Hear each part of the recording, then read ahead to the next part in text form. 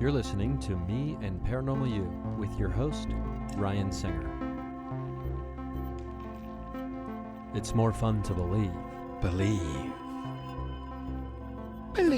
Third year bonus. It's a bonus. It's a bonus for your third year. Time to open your third ear. Do you have your third ear open?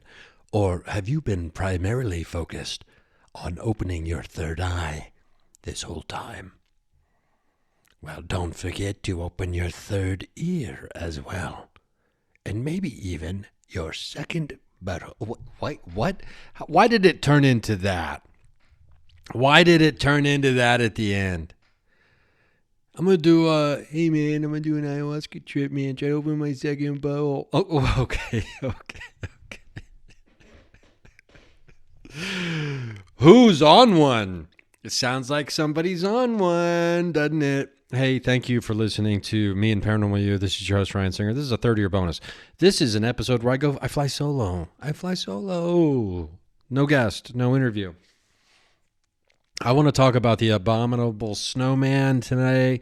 I want to talk about the implications of early research and study and what it means for the modern day squatcher, Bigfooter, the person who goes out in the woods looking for, cryptids, etc., amongst other things. I have been trying to lean into meditation this year. I've been doing a pretty good job about it. In the past, I've had prolonged periods in my past where I have been exceptionally well disciplined in my meditation practices.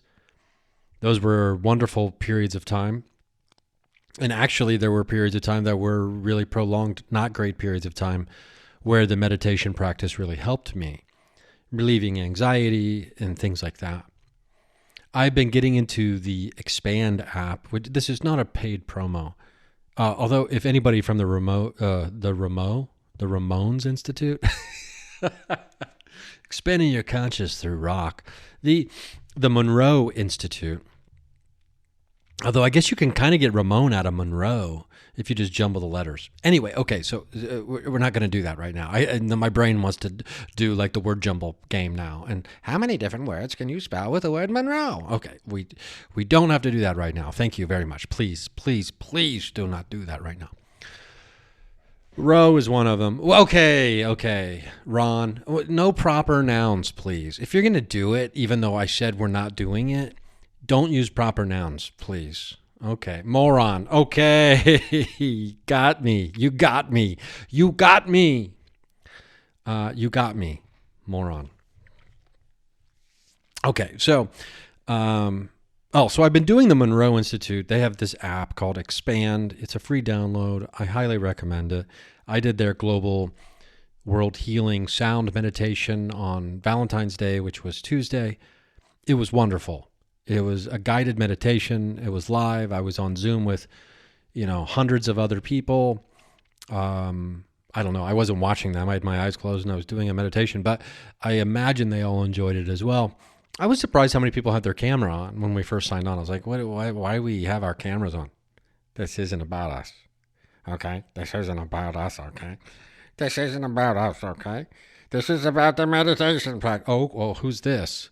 Well, I'll tell you what. Sometimes you need to, it's the woo-woo police. Whoa, the woo-woo police are here. That's right. And let me tell you how to do things. You do it my way or it's the wrong way. Okay. Wow. Sounds familiar, doesn't it? All too often. If somebody doesn't do things the way I did them, they must be doing them incorrectly. I think we can all relate to that to some degree. So I'm listening to this guided meditation and I had a great time. I felt super connected.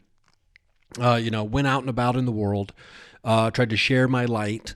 I'm sharing my light, okay? I'm sharing my light with people, okay?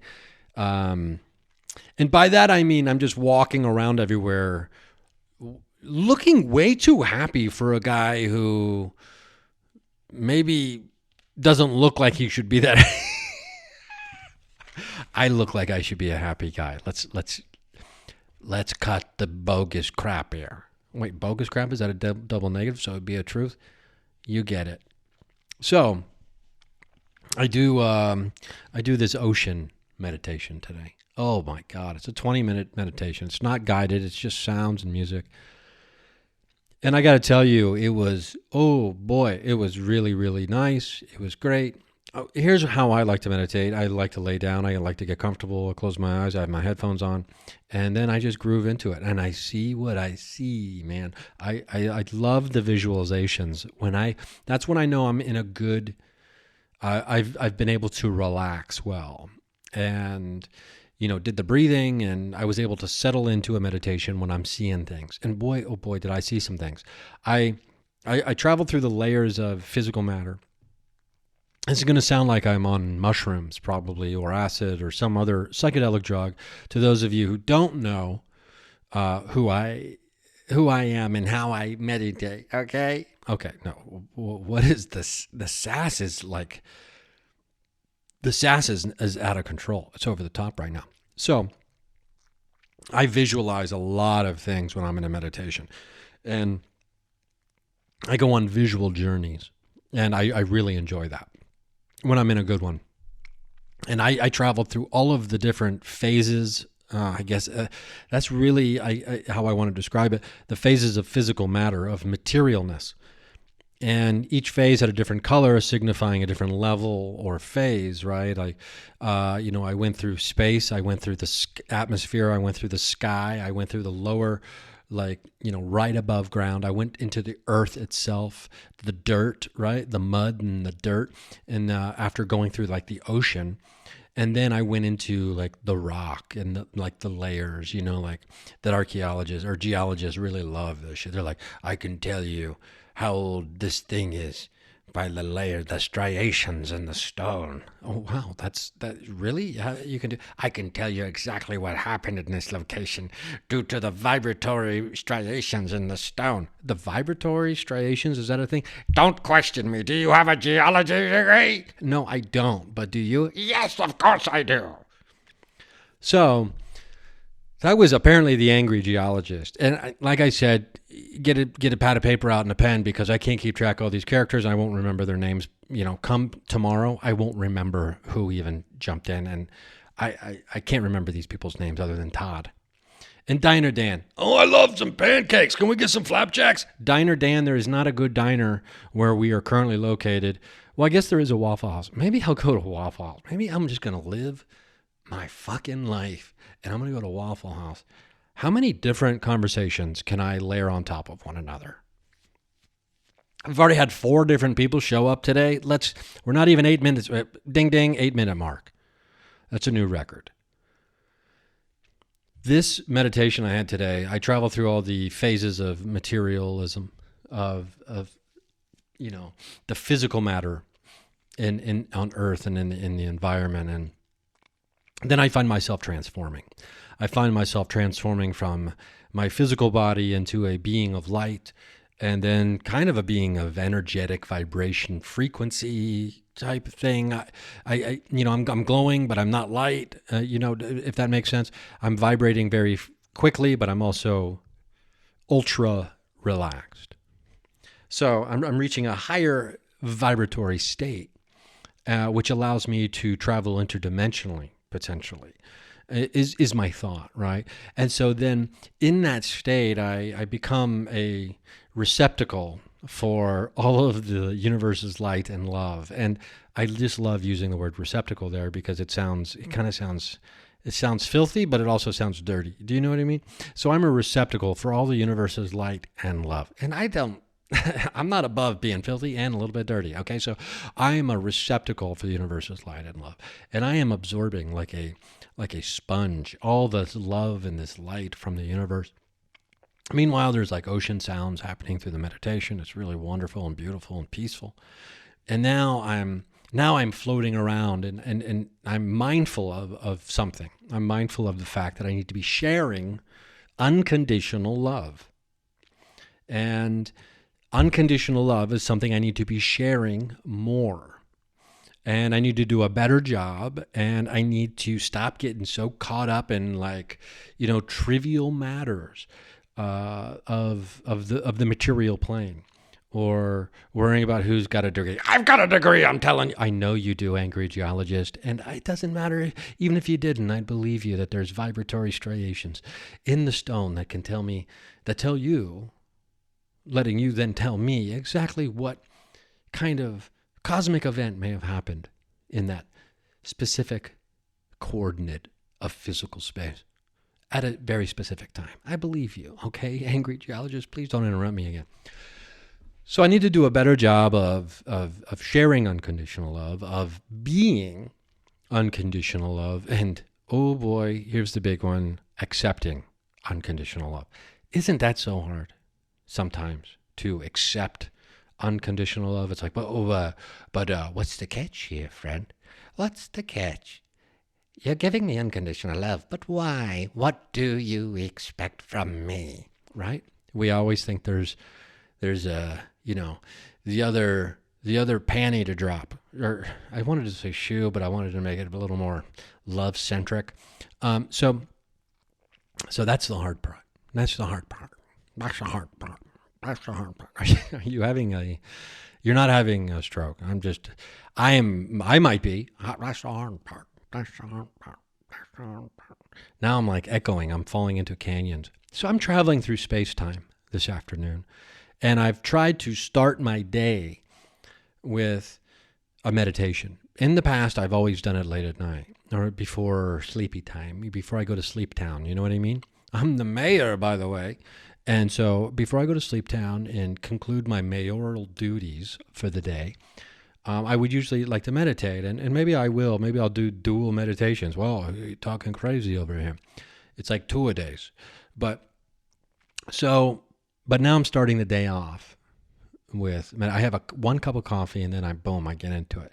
And so I've done that a couple of days in a row now. I'm going to maybe try to skip the cup of coffee and just do the coffee after. But I like to be, as much as this sounds maybe contradictory to you, I do like to be alert and awake when I'm doing my meditation. And if I happen to drift off into a sleepy time space, that's more than acceptable. You might be drifting off into a sleepy time space when you listen to this podcast. Specifically, when you listen to the solo episodes, the 30-year bonus that you're listening to right now.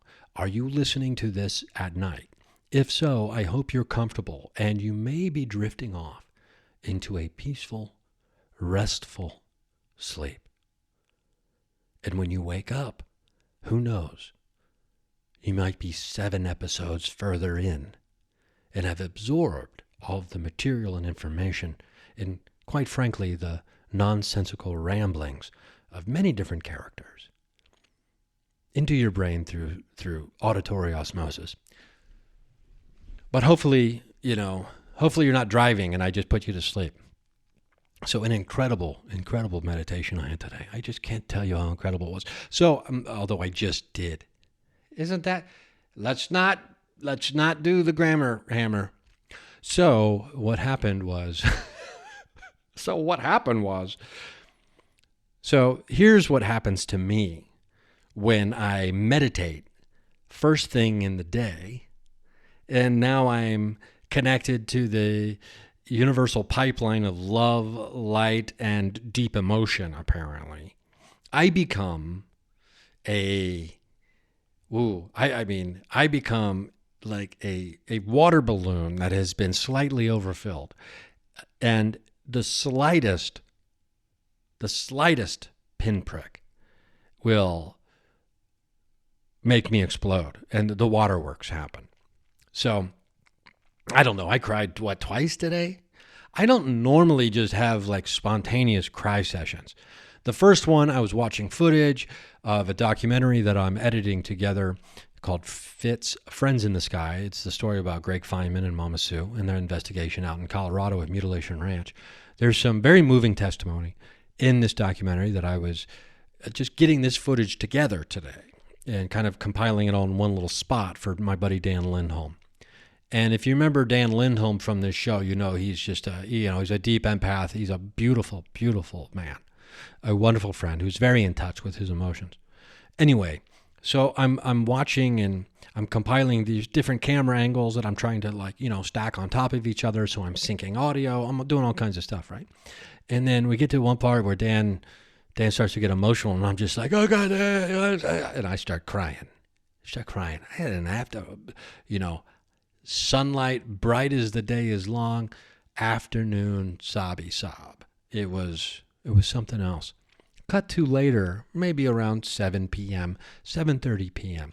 I'm just doing my thing. I'm highly motivated in so many ways right now. One of the things I'm doing is I have to pack up a bunch of stuff. So anyway, so I'm like getting motivated for that. I'm doing that, but I'm also like, I don't need to be doing this yet. And then I'm like subconsciously, according to my therapist, I clearly am ready to be on the move again and on the road because I just can't stop myself from packing things for no real apparent reason, which is just me telling myself, time to get a move on it, hit the open road, the open road, Jack Kerouac and me side by side on Route 66. I've never taken Route 66 from Chicago to Los Angeles, but someday I will. A lot of stoplights. Anyway, so then I got a Bluetooth speaker. I'm jamming to the Willie Nelson station on Amazon Music Unlimited. And I've got an Amazon Music Unlimited, not because I want to, but because for the second time, when I'm trying to listen to Amazon Music Prime, the thing comes up and says, do you want for $10 a month, blah, blah, blah. And something's wrong with my mouse pad. And when I'm moving my finger around, it clicks yes. And then boom, it doesn't even give you, are you sure for payment? It just charges you instantly and you can't get a refund. And it's very upsetting. But I'm trying to release all that, because I'm connected to the universal pipeline of light, love, and in tears, apparently. So then a live version of the song Amarillo by Morning by the GOAT, one might say. And that one would be me, George Strait. George Strait. Oh my gosh. I love George Strait. Amarillo by morning from San Antonio. There's a, no, it's not Amarillo by morning. Sorry. Shoot. I got to get my facts right. What is the name of the song? Here's the thing about me that you might not know. Some of my all-time favorite songs, I don't know the name of them. But I know obviously I know them, but I don't know the name of them. It's the one where he's on the phone with his gal, his wife or whoever, and, he says, if I hurry, I can still make Cheyenne. Oh my God, it's a heartbreaking song. It's a story about a man on the road chasing a dream. And as he's chasing that dream with blind ambition, he neglects the other parts of his life. Namely, a woman who has done nothing but, well, at least apparently from the little information we get about her in the song, is, devoted her life to him as he's supposedly had devoted his life to her, and loved him and was there for him, and was, whenever a phone call came in, you just never know what it might be. She always assumed the worst in her, that's part of the song. It's like, she never knew what his calls might bring. With a cowboy like him, it could be anything. Those are the actual lines, and she always assumed the worst in her mind. And we're like, oh, is he severely hurt? He's a rodeo man. This is dangerous stuff. Anyway, so he calls her and he's like, I'm sorry I didn't make it again. I'm chasing this dream. I just haven't reached to the top where I thought I should be, or where I'm going to be right now. And I'm just listening to this song. I'm just like, holy shit, is this song about me?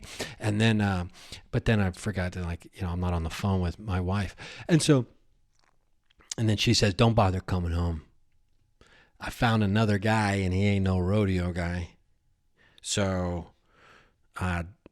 don't bother coming back. I've had my fill of you not being around, and it's over. And, and he's like, okay, well, I understand, and if I hurry, I can still make Cheyenne. That's the next gig. And I'm just in this room and I'm sobbing. Like, oh my God, what a beautiful song, and what a sad story. And God, am I the rodeo man? And I'm like, nothing I do is that dangerous. am I the rodeo man? And you think about, loves that you've had and loves that you've lost and the lessons that you've learned. And was I too blindly ambitious? And was I neglectful of my own personal life?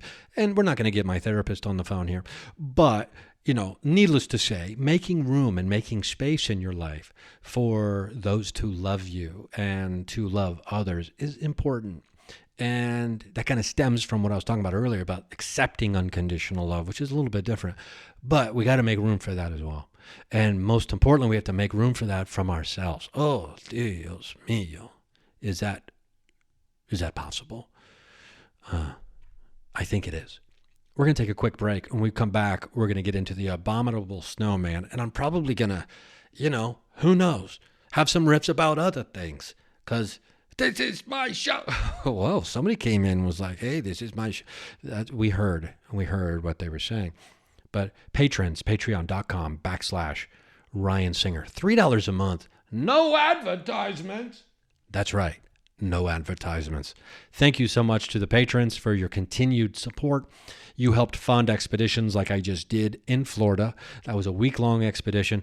Those things aren't cheap when you try to get people in and you got to rent campground space and you got to, things like that. So you get it.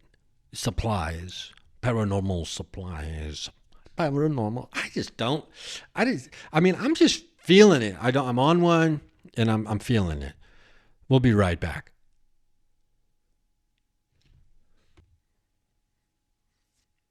Okay, here we go again.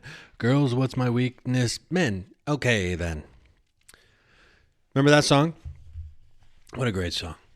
Are we going to talk about, the beginnings of the Abominable Snowman? I think we've done this a little bit. If you're like me, is that the phrase of this episode? If you're like me, or if you know me, if you're anything like Ryan Jeffrey Singer, then you also use Post-it sticky notes to mark important places and books you read. And then also, if you're even more like Ryan Jeffrey Jacob Singer than you thought, Jacob is a confirmation name that he chose, then you also go back and then reread, but by taking notes into a notebook dedicated to that book, a composition notebook where you make notes of the book you are reading to better help you remember things. I don't remember anything. Wait, what happened? You don't? You do. I don't remember anything. Well, you remembered that you don't remember. Yes, I always remember that I don't remember. Okay. Oh, catch your breath here. I got to shout out Ivan T. Sanderson, Bernard Heuvelmans, some of the OG cryptozoologists. Can we do that? Whenever I go on an expedition, like I was just on a couple weeks ago in Florida, and when there's creature features are part of the woo-woo wild adventure, I tip my hat, right? I like to pay homage and homage, doesn't matter how you say it. And so I like to pay tribute to those who have come before and those who really took the grief, right? And they took the ridicule. And Ivan T. Sanderson, what a fascinating character, probably on the Mount Rushmore of all things strange and wonderful for me. Maybe he shares that spot with Heuvelmans a little bit, but as far as these the early cryptozoologists, the beginning of the field, and they go out and they do these expeditions. And well, Sanderson more so would, kind of send people on expeditions. He would go and do things, right? But he was also a reporter. He kind of transitioned into reporting. He was a very colorful character and a very smart, brilliant man, but also with an attitude, right? So if you questioned Sanderson, he would like to just kind of remind you that he's really smart and very eloquent in reminding you of such things. And he had a British attitude. So, blah, blah, blah, blah, blah. A British attitude. He had a British. Apologies to all my Brits out there and listening, but you know what a British attitude is. It's a British attitude, isn't it? It's Idris Elba, but he's into Bigfoot. Isn't that right? Oh, right. Idris Elba's number one actor right now. He's just, first of all, he's a brilliant actor. Brilliant, I'll say. And second of all, he's just goddamn handsome, and they just the most handsome of it. I had a little kind of too much froth in my mouth to do more Idris Elba, but it was there. I think it was there a little bit. I'm working on it. Idris Elba from The Wire, from Luther, and from, whenever I make my Bigfoot movie, maybe Idris Elba will be the lead. He'll be the lead cryptozoologist out there looking around for Bigfoot, Sasquatch, Oh-Mah. Okay. C.I. Luther. What has happened? Okay, so we were talking about, tipping our hat to Ivan T. Sanderson, Bernard Heuvelmans, the OGs of, the originals of cryptozoology. And there are people who have carried that mantle, and they've done it well. And Lorne Coleman is someone that you should know, or you probably do know. And, talk about, dedicating a life to the thing. Well done. Thank you. A 1,000 thank yous.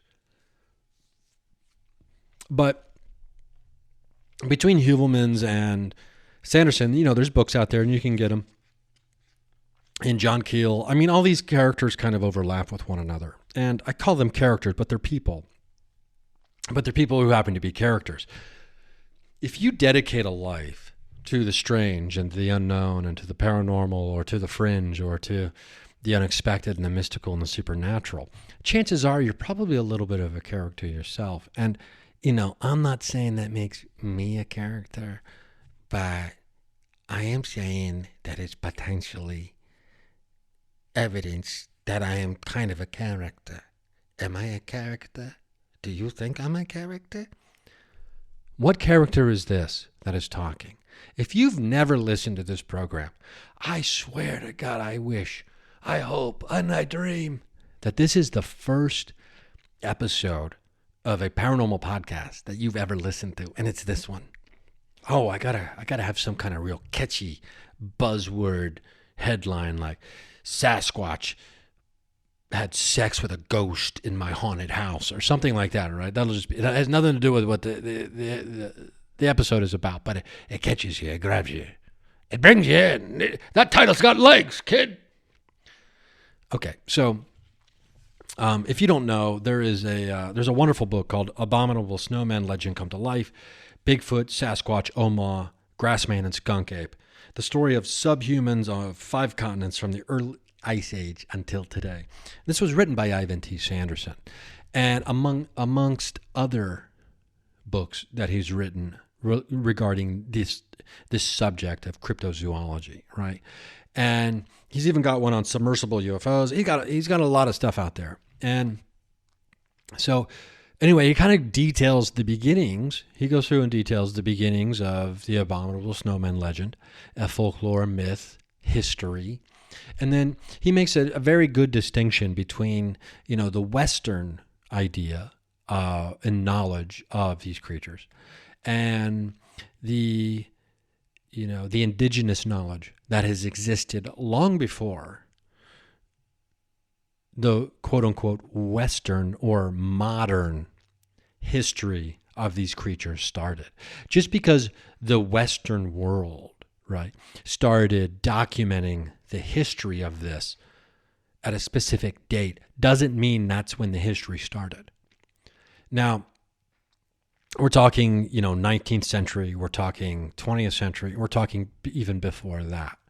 So, but this is when the modern, quote unquote, the modern Western world starts getting involved and starts showing some interest and starts, making a written history and accounting of cryptids like the Abominable Snowman. As Sanderson calls it, ABS-emery. So ABSM, like an acronym kind of, but it's Abominable Snowman, Uri. So it's ABS-emery, which is just a weird thing to say.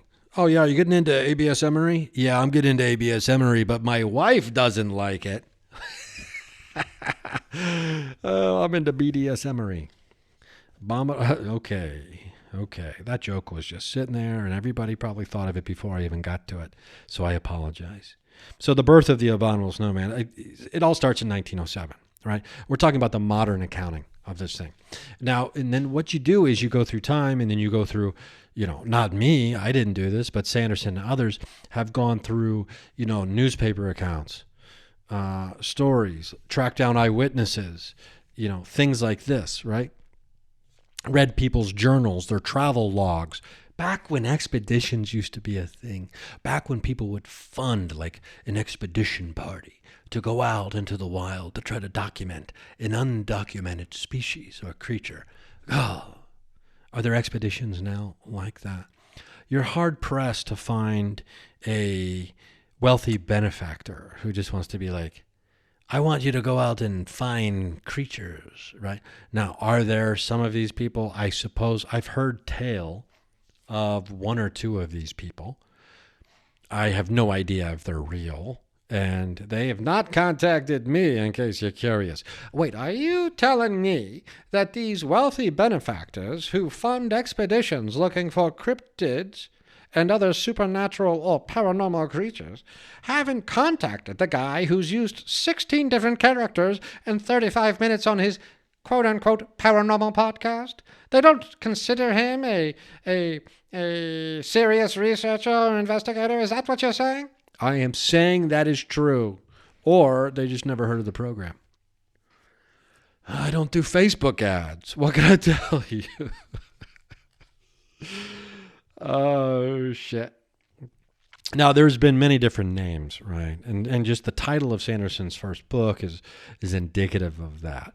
Whether it's, Oh-Mah, Grassman, and which, also coincides with the Wild Man, Sasquatch, Abominable Snowmen, things like that.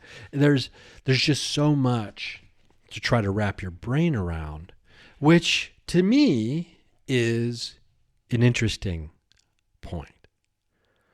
Does this not lend some, if not credibility, we can at least say curiosity? The abundance of multicultural, global, folklore, myth, stories, eyewitness accountings, does that alone not raise some credible, and if not credible, curious evidence? I would say it does. But again, you know me. Of course I say it does. Because I think it's more fun to believe. Yes, I do. Yes, I do. Oh, shit. Did you know Sasquatch, now widely disseminated and known in all over the world, is actually, it's an artificial construction. And it was coined by this guy, Mr. Burns, in an effort to obviate some of this muddle and draw attention to the fact that throughout a very wide area, from the Yukon to California, all the names refer to the same creature. This name is derived from the Salish Amerindian word for wild men of the woods, which may be transliterated as I can't pronounce this. T-E space S-M-A-I apostrophe E-T-I S-O-Q-W-A-I-A apostrophe M. I'm not going to butcher it by even trying to pronounce that. So it was used by this is a form of the word used by the Chehalis tribal group. Now, what's interesting too is, you get all these different, I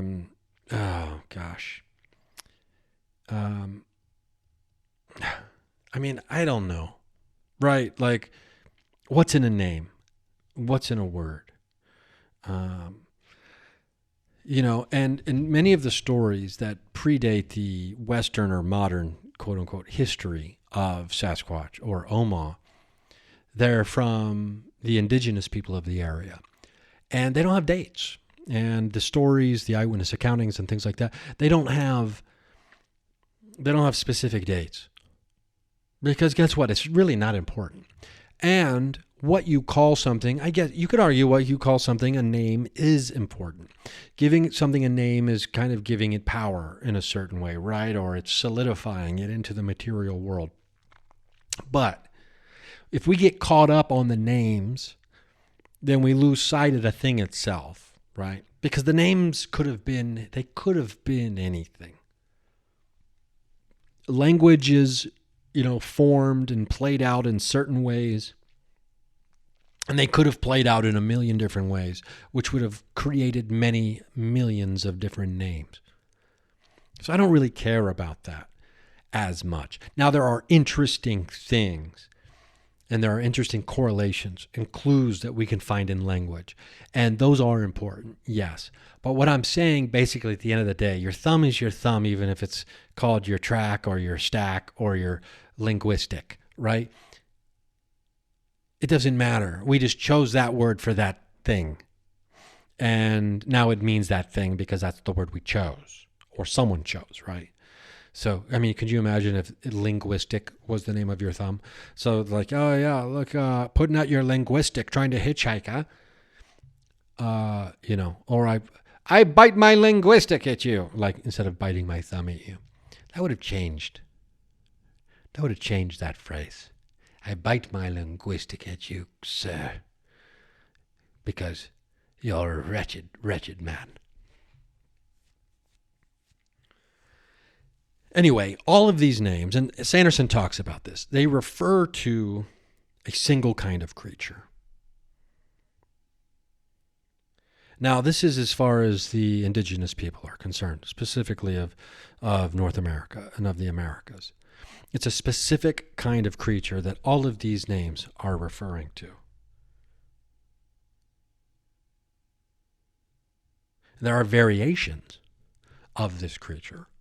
There are, physical variations, just like there's physical variations in human beings.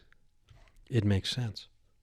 There's physical variations of every type of animal out there. Now, I want to go look through my notes that I did, whenever that was, I was reading this. And, just seeing some of the things I've written down here. We could talk about the Kang, which is of Chinese origin. Oregon? Chinese Oregon? Origin. Wait, there's an animal out in the yard over here. Oh, it's a dog doing the boot scoot and boogie. Anyway. Okay, I got distracted. I got distracted by a dog doing the boot scoot and boogie. It's really funny when a dog does that because they're trying to get the poop off their butt or their butt itches or something.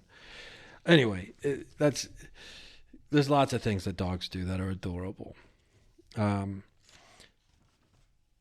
when you go on an expedition and you realize that there are hundreds of years of stories, there are thousands and thousands and thousands, if not, I hesitate to say millions, hours of research and expeditions and study and just sitting around and pondering these creatures that have been done by people who have come before us.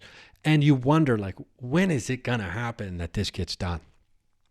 When is it going to happen that we get this, once and for all, we move it from the weird column to the part of life column. God, there was a fucking noise in here again. I mean, it's just, I don't know who's doing that. Anyway, so when is it going to get done?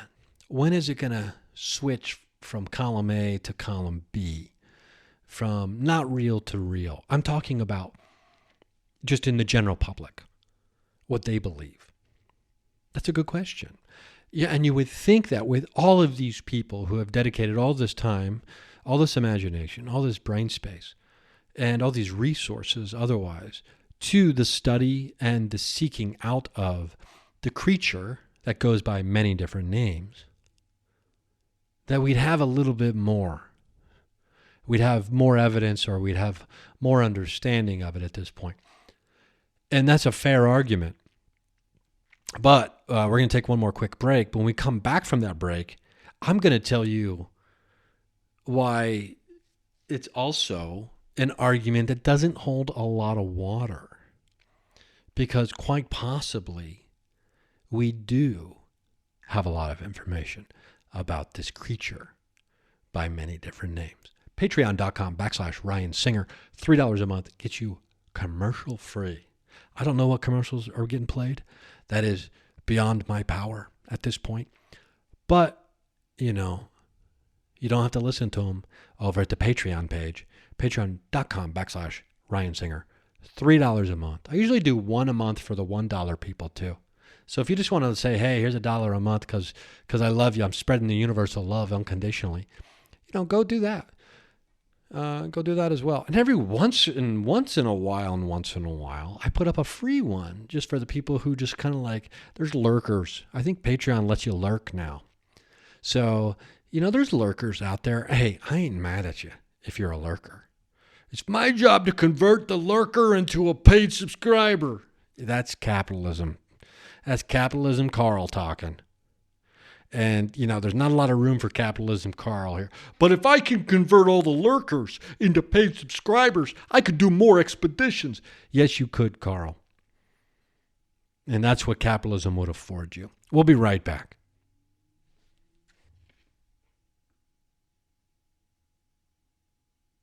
Okay, we're back. We've returned from the break. And if you're a patron, I guess there was no break. Now, I was saying that maybe we do have a lot of information about the creature by many different names, Oh-Mah, Sasquatch, skunk ape, Bigfoot, etc. And if you hang out or talk to squatchers or Bigfoot hunters, as many of them call themselves, there seems to be a certain set of characteristics that they all would, come to a general agreement about. I mean, I think we all kind of understand that strange structures in the woods that look like dens, wood knocks, are compelling, which is different than a woodpecker, right? The footprints are very, very compelling. Things like that, hair samples that can't be identified as a known primate or other animal in a database. These things are found in, whether it's eDNA now, things like that. There are certain things that seem to be understood and generally accepted. Things that are not generally accepted are interdimensional beings who travel through portals. Are they that? Well, according to some people, yes. So there's lots of things that are not universally or generally accepted. But I seem to think that we have a pretty good idea that they can be seen at day or night. There doesn't seem to be a difference. There are stories of, at least one off the top of my head from the Missing 401 series, where there was a child that was essentially, it seems like, taken care of by an Oh-Mah or a Sasquatch in the woods when it lost its family, got lost in the woods for a few days. So it was not harmed.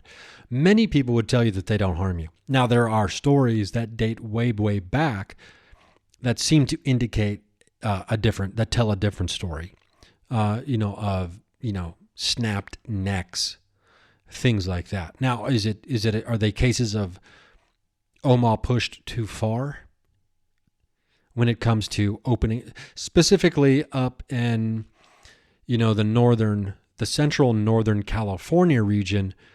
There's a thick, Sanderson would call it, montane forests, which is the ideal situation for this creature to be inhabiting.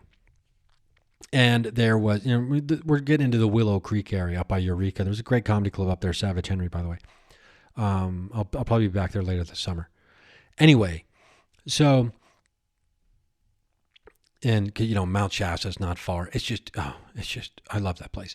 Anyway, so, when we started really at the invention of the Jeep, right? So they started making roads because a Jeep would kind of go through these, very thick, mountainous, difficult terrain regions where people people really didn't go. And, we're talking a huge area of land that people didn't inhabit. People didn't just wander and take nature hikes because it's just not conducive to that. It's too thick.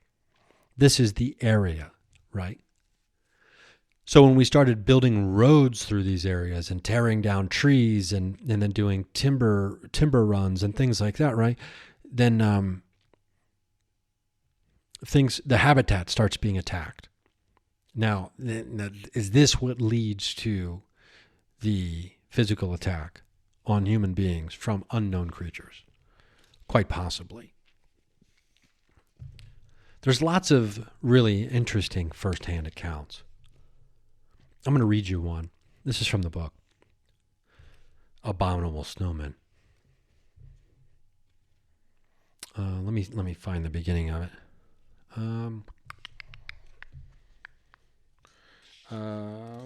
Sorry about that. Okay, here we go. Now this story is told by a well-known indigenous medicine man named Frank Dan. Sanderson reproduced it with the permission of Mr. J.W. Burns. And now this happened in July 1936. So we're talking almost 90 years ago at the time I'm recording this, along Morris Creek, a small tributary on the Harrison River. So this is Frank Dan's story. It was a lovely day. The clear waters of the creek shimmered in the bright sunshine and reflected the wild surroundings of cliff, trees, and vagrant cloud. A languid breeze wafted across the rocky gullies. Frank's canoe was gliding like a happy vision along the mountain stream. The Indian was busy hooking one fish after another, hungry fish that had been liberated only a few days before from some hatchery. But the Indian was happy as he pulled them in and sang his medicine song. Then, without warning, a rock was hurled from the shelving slope above, falling with a fearful splash within a few feet of his canoe, almost swamping the frail craft. Startled out of his skin, Frank glanced upward, and to his amazement beheld a weird-looking creature covered with hair leaping from rock to rock, down the wild declivity with the agility of a mountain goat. Frank recognized the hairy creature instantly. It was Sasquatch. He knew it was one of the giants. He had met them on several occasions in past years, once on his own doorstep. But those were a timid sort, and not unruly like the gent he was now facing. Frank called upon his medicine powers, Sula, and similar spirits to protect him. There was an immediate response to his appeal. The air throbbed, and some huge boulders slid down the rocky mountainside, making a noise like the crack of doom. This was to frighten away the Sasquatch, but the giant was not to be frightened by falling rocks. Instead, he hurried down the declivity, carrying a great stone, probably weighing a ton or more, under his great hairy arm, which Frank guessed, just a rough guess, was at least 2 yards in length. Reaching a point of vantage, a jutting ledge that hung far out over the water, he hurled it with all his might, this time missing the canoe by a narrow margin, filling it with water and drenching the poor frightened occupant with a cloud of spray. Some idea of the size of the boulder may be gained from the fact that its huge bulk blocked the channel. Later, it was dredged out by Jack Penny on the authority of the Department of Hinterland Navigation. It may now be seen on the 10th floor of the Vancouver Public Museum in the Department of Curious Rocks. When you're in Vancouver, drop into the museum and T.P.O. Menzies, curator, will gladly show it to you. The giant now posed up on the other ledge in an attitude of wild majesty as if it were monarch of these foreboding haunts, shaking a colossal fist at the, quote, great medicine man, who sat awestruck and shuddering in the canoe, which he was trying to bail out with his shoe. The Indian saw the Sasquatch was in a towering rage, a passion that caused the great man to exude a repugnant odor, which was carried down to the canoe by a wisp of wind. The smell made Frank dizzy, and his eyes began to smart and pop. Frank never smelt anything in his whole medicine career like it. It was more repelling than the stench of moccasin oil gone rotten. Indeed, it was so nasty that the fish quitted the pools and nooks and headed in schools for the Harrison River. The Indian, believing the giant was about to dive into the water and attack him, cast off his fishing lines and paddled away as fast as he was able. Now, the reason Sanderson says he includes that story is to add to the general picture of ABSMs in the area. He says that there's ample evidence, by that tale and many others, of the creature being in the area, even though the white man doubts the veracity of many of these stories. Frank Dan was, he was old and respected. He was a medicine man living by the precepts and the beliefs of his ancestors. He was, not one prone to, being a liar, someone who would take people for wild rides. So, I don't know. J. Allen Hynek talks about this a lot when he talks about his close encounter scale. And the credibility of the witnesses and, the authority of the witnesses plays into it. And people like to reference the local indigenous lore of Sasquatch, the wild man, Oh-Mah, the grass man, etc. a lot in the Bigfoot world. And, there's a rightful place for that. And there's a reason. And I believe that it, I think most oftentimes, if not almost all times, these come from areas of respect and of belief in the stories that have been passed down and told. Now, that's not to say that every Native American person who's ever been born believes every story from their culture. Just the same way, do I believe every story in the culture that I came up in? No, not necessarily, right? Or the religion that I was brought up in. People move away from things. People take their own path in life, and they discover their own belief systems and structures that they lean into, and then they go and incorporate themselves into different systems that they find more befitting to their core beliefs and the way they want to live their life. And that is each individual's chosen path, and that is their right to do so. When it comes to understanding the overall picture and the overall history of ABSMery, or the history of Bigfoot and Sasquatch, you fail if you don't consider the copious amounts of stories, eyewitness accounts, etc., of the indigenous people of the area. Because you're trying to come up with a complete history of something that has been around for who knows just how long. And when we ignore all parts of the history, we do ourselves a disservice in trying to truly understand the phenomena. Now, that leads my mind into many different places, and it makes me want to jump off into many different things. I mean, I feel like the episode has taken a more grown-up turn from the beginning, where we had a bunch of different characters popping in. Because, this stuff is fascinating. This stuff is interesting. Just don't be on YouTube being like, jump to minute 29. He finally starts talking about it. You can do that if you want. It doesn't bother me.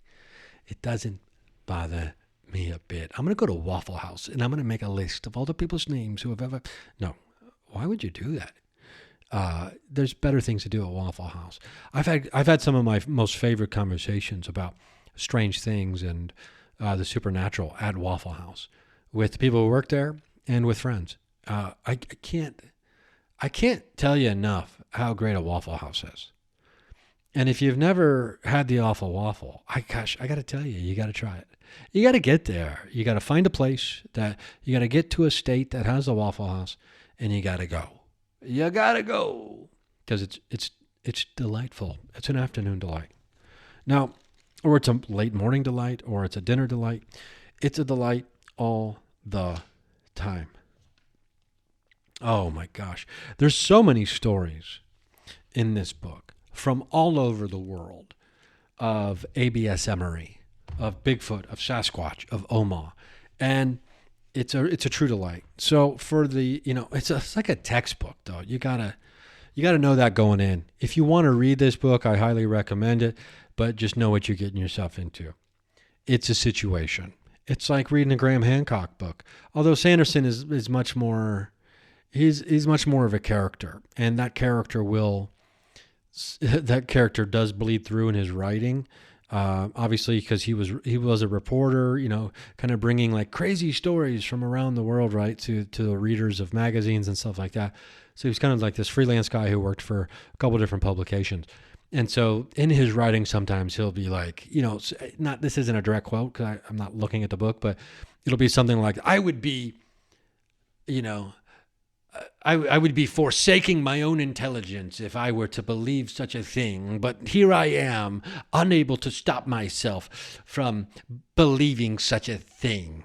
Or, shit like that. But, say it, but read it like Idris Elba. Like, I'd be forsaking my own intelligence if I were to believe a thing like this, and here I am believing it. It's got me quite rotten, and I have to go to hospital for it. What? You have to go to hospital for it? It's got me quite rotten. Oh, is that a thing? I don't think British people talk like that. My apologies to all the British people who are like, gosh, she's doing it, But, are you amazed at how many British actors are like, playing Americans on your favorite television program and you don't realize it until later? You hear them at an award show and you're like, oh, they were British the whole time. What if I was British this whole time? This whole time I've been British. And you didn't know it. But here we are. And now you know. I'm actually the understudy for Idris Elba. I'm going to get Idris Elba on the program. Let's get Idris Elba on here. He's had a ghost story. He's played a jinn in a movie. He's into the paranormal, the supernatural, the mystical, the folklore, the miracle of life. He's into that. We're going to get Idris Elba on the show. I promise you that. I'm not going to stop this show. I will never stop this podcast until after, if I ever decide to stop.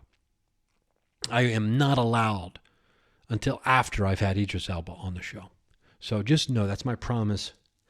That's my promise from me to you. We're going to get Idris Elba on the program. So, oh gosh, I don't think I did like a proper celebration of 10 years, but I guess I'm really not that guy. I don't even celebrate my birthday that often. I'm usually working. I will be in Dayton, Kentucky tonight. I'm posting this in like 2 hours. I'll be in Dayton, Kentucky tonight doing a show at the Commonwealth Sanctuary. This is super last notice. I just got the call this evening. It's kind of very last minute. I'd love for you to be there if you're anywhere in the area, the Cincinnati area. Come on down and see the show. We're gonna have a good time. It's 7 p.m. is the show time, and then I will be in Los Angeles at the beginning of March, and for my buddy's wedding. My buddy Andy Woodhull's getting married. He's got a show that debuts on the CW. It's like funny animals talking. What's it called? Shoot. Yeah, I'm going to find it right now. I'm not going to do the disservice of being like, hey, look it up. Yeah, you figure it out. Andy Woodhull is one of the best stand-up comedians. My buddy, totally funny animals. It's on the CW, premieres tomorrow night. I'm not sure what exactly what time, but it's on the CW tomorrow night. February 16th is they debut, so it'll be on Friday nights. It's like a clip show, funny animals talking, things like that. So, God, if you love animals like I do, and you love funniness like I do, and you love Andy Woodhull like I do, even though you don't know it yet, but you will, I promise you, the CW tomorrow night. The Backyard Hang, that's the podcast, him, Tommy John again, and Alex Stone. I was a guest on there recently, scaring the shit out of Tommy in his backyard. Wow, we heard crazy things happening in the LA skyline in the distance. Anyway, I'll be back in LA for about a week. I'll probably be doing some shows, and then I will be back in LA on a full-time basis very soon. So very soon after that is when I'll be back home. So I've been on the float for a while. I will be back home very soon after that. So I'm excited. That's getting me excited. That's why, spoiler, that's why I've been packing stuff. I cleaned out my trunk today, and there was the water wells or the wheel wells in the trunk had water in them. And I was just like, oh God, how long has this water just been in here? And how did it get in here? So, anyway, I had a day today. I was out there connecting to the universal consciousness. The Monroe Institute, their app, Expand, download it. It's free. Don't even worry about thanking me. Just connect with me in the universal consciousness as we spread out our consciousness from our individual bodies deep into the intergalactic regions of space so that we can feel truly, truly connected to everything and everyone around us, therefore removing the separation that causes so much pain, hurt, fear, anger, and violence in this world. We can do it. I believe in us, and I believe in me, and I believe in you. And I believe in love, or what's, do you believe it? There's lots of songs. I'm confusing all of them at once simultaneously together. So thank you for listening. RyanSingerComedy.com. That's the website. It's got my calendar on there. And Rising on Instagram, Ryan Singer Comedy on TikTok. I love you. I hope you love yourself. If I don't see you at the show tomorrow night, I guess I'll just have to see you at the watering hole on the astral plane.